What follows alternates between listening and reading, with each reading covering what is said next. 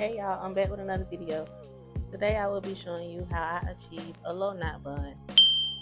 I ask that all my clients come wash them blown dry, only because I don't offer shampoo services in my new salon suite.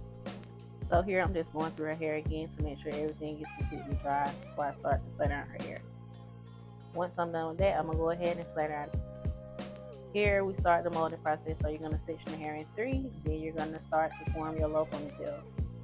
And you're going to take your holding spray or your spritz and you're going to start your molding process. I like to make sure that the hair is really wet in the area that I'm working in, and I'm going to brush that product into her hair before I start to blow dry it. I like to use middle to high heat when molding the hair. And then you're going to go and do the same thing for the front pieces, and your mold should look something like this. After that, you're going to go ahead and start to braid her ponytail down so we can start the bun. Here I'm just rubber banding her bun. I'm forming a bun with her braid.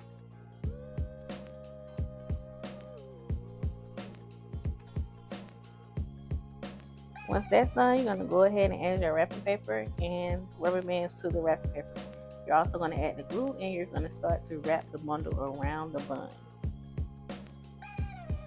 You don't have to use a whole bundle for a bun because the more hair you put on the bun, the bigger the bun. Now I'm just twisting the hair to form the bun. So you're just going to take a piece of the hair, you're going to twist it, and you're going to start to wrap it around. What I like to do is grab hair as I go. This way you don't have to use any hair pins.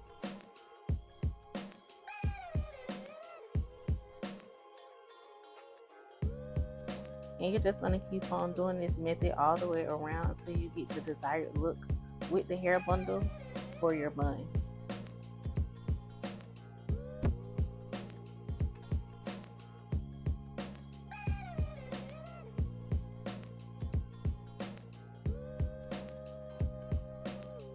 Remember to keep grabbing the hair as you go.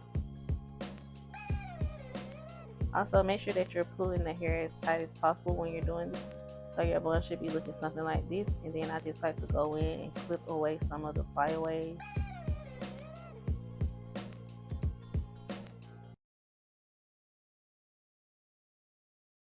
And then I'm going to go in with the blow dryer to make sure that that wraparound is dry. I like to take some holding spray and just spray the bun. And then we're going to blow dry it again. And here's the final look. Thanks for watching. Bye.